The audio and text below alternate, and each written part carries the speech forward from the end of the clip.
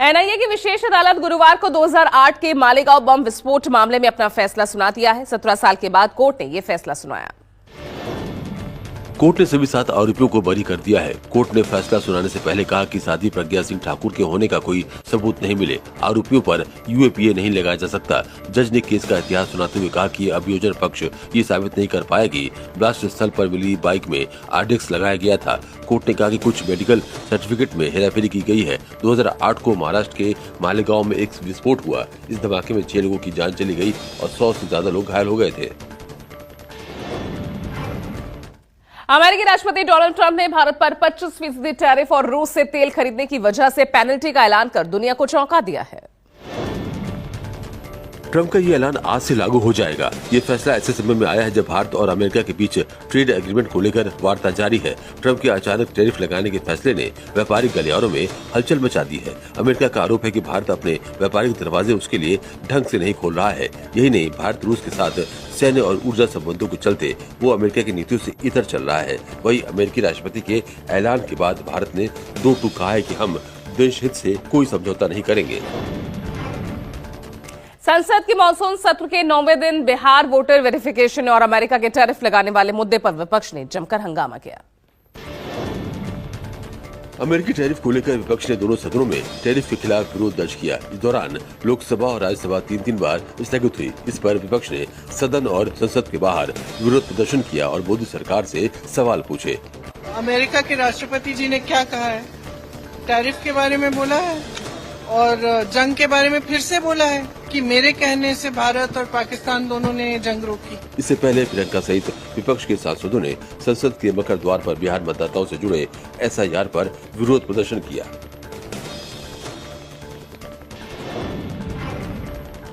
अमेरिकी राष्ट्रपति Donald Trump के भारतीय अर्थव्यवस्था को डेड इकोनॉमी वाले कमेंट पर राजनीतिक घमासान तेज होने लगा है, जिस पर सियासतदानों ने प्रतिक्रिया भी दी।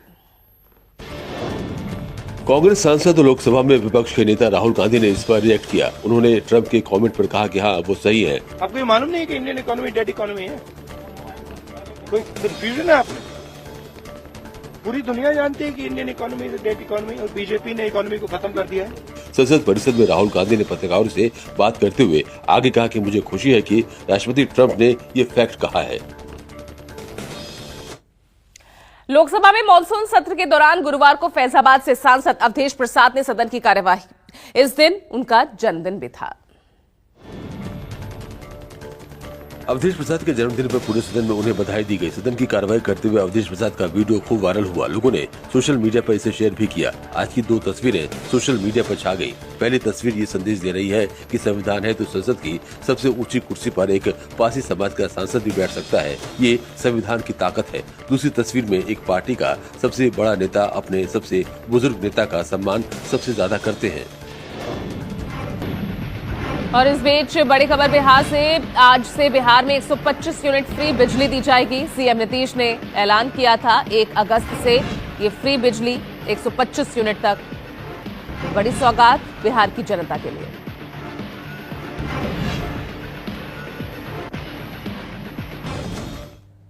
और देखिए, इस बीच बड़ी खबर सामने आ रही है। भारत पर लगे यूएस टैरिफ से जुड़ी ये बड़ी खबर आपको बता दें। भारत पर बढ़े टैरिफ को अब 7 दिन की मोहलत मिली है। यूएस के बढ़ाए 25% टैरिफ 7 अगस्त से लागू होंगे। पहले ये बढ़े हुए टैरिफ आज से यानी 1 अगस्त से लागू होने थे। तो बड़ी खबर आपको बता रहे हैं। यूएस टैरिफ से जुड़ी हुई ये बड़ी खबर है। जो भारत पर बढ़े टैरिफ अब 7 दिन की मोहलत मिल गई है, यानी आज की बजाय अब 7 अगस्त से ये बढ़ा हुआ टैरिफ लागू होगा। बिहार के मुजफ्फरपुर में महावीर झंडा जुलूस के दौरान 2 पक्षों में झड़प हुई। पथराव में थानेदार समेत कई घायल हुए। छत से पथराव, फिर झोपड़ी में लगाई आग और फिर तनावपूर्ण हालात। बवाल में थानेदार समेत कई लोग घायल हो गए। मुजफ्फरपुर के मीनापुर गांव में माहौल अचानक तनावपूर्ण हो गया। मीनापुर गांव में उस वक्त अफरा तफरी मच गई जब महावीर झंडा जुलूस पर कुछ असामाजिक तत्वों ने छत से रोडेबाजी शुरू कर दी। देखते ही देखते मामला उग्र हो गया। 2 समुदायों में जंग की स्थिति बन गई। झड़प और पत्थरबाजी के बीच किसी ने एक झोपड़ी में आग लगा दिया, जिससे मामला और भी गंभीर बन गया। जानकारी मिलते ही डीएम, एसएसपी समेत बड़ी संख्या में पुलिस बल मौके पर पहुंचा। आरोप है कि समुदाय विशेष के कुछ लोगों ने मस्जिद और आसपास के छतों से जुलूस पर पथराव किया, जिससे गांव में स्थिति तनावपूर्ण हो गई। जुलूस मीनापुर गांव के बास घाट से शुरू होकर लखन सेन अखाड़ा की ओर बढ़ रहा था। शाम करीब 6:30 बजे जुलूस जब मीनापुर मस्जिद के नजदीक पहुंचा, तभी कुछ असामाजिक तत्वों ने मस्जिद की छत और आसपास के घरों से पत्थरबाजी शुरू कर दी।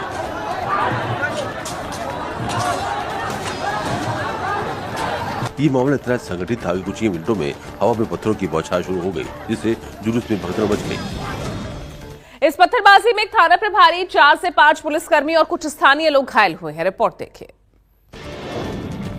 घायलों को इलाज के लिए अस्पताल में भर्ती कराया गया है। पत्थरबाजी का पुलिस टीम ने वीडियोग्राफी की है। उसी वीडियो के आधार पर सभी की पहचान की जा रही है। इसके साथ ही सीसीटीवी फुटेज खंगाला जा रहा है।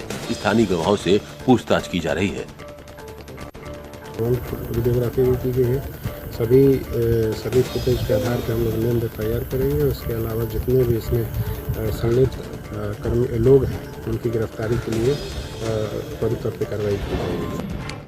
तनाव के बीच कई थानों की पुलिस तैनात की गई है। हालात काबू में रखने के लिए गांव में नाइट पेट्रोलिंग भी की गई।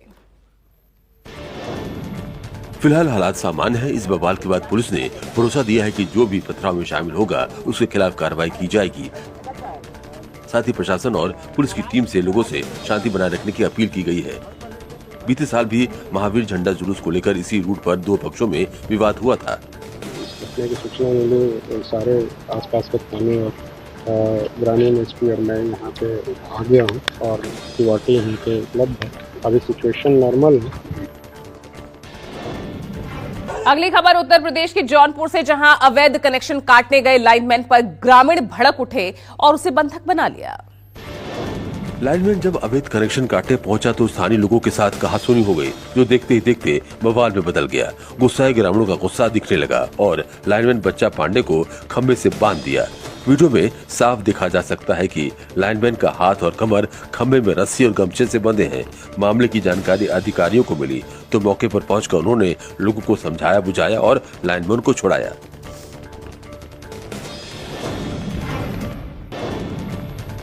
पुलिस ने नाबालिग लड़की को बरामद कर लिया है। साथ ही आरोपी युवक को भी पुलिस ने गिरफ्तार कर लिया है। अब इस पूरे मामले में पीड़िता ने सनसनीखेज खुलासा किया है। बोला कि तुम मुसलमान बनो, बोले नहीं, तो बोला नहीं चलो शादी उदी करने के लिए। हम बोले नहीं, हम नहीं करेंगे तुमसे शादी उदी। बता दें कि आरोपित और पीड़िता के अलग अलग समुदाय के होने से पुलिस अब मामले को गंभीरता से ले रही है। गांव में पुलिस बल की तैनाती कर दी गई है। वहीं पीड़िता के परिजन न्याय की गुहार लगाते हुए आरोपी को फांसी की सजा देने की मांग कर रहे हैं। मौसमी वार का असर प्रयागराज में भी दिखाई दे रहा है। गंगा और यमुना नदी का जलस्तर एक बार फिर तेजी से बढ़ने लगा। राहत और बचाव कार्यों के लिए टीमों को तैयार रहने के निर्देश दिए गए हैं, जिससे संगम क्षेत्र सहित निचले इलाकों में बाढ़ का खतरा मंडराने लगा है। गंगा नदी का जलस्तर लगभग 2.5 सेंटीमीटर प्रति घंटा और यमुना नदी का जलस्तर 2 सेंटीमीटर प्रति घंटे की रफ्तार से बढ़ रहा है। बीते 24 घंटे में गंगा का जलस्तर फाफामऊ में 64 सेंटीमीटर और छतनाग में 49 सेंटीमीटर बढ़ा है। वहीं नैनी में यमुना नदी का जलस्तर 53 सेंटीमीटर बढ़ा है। संगम क्षेत्र में जल पुलिस और SDRF की टीमें तैनात कर दी गई है।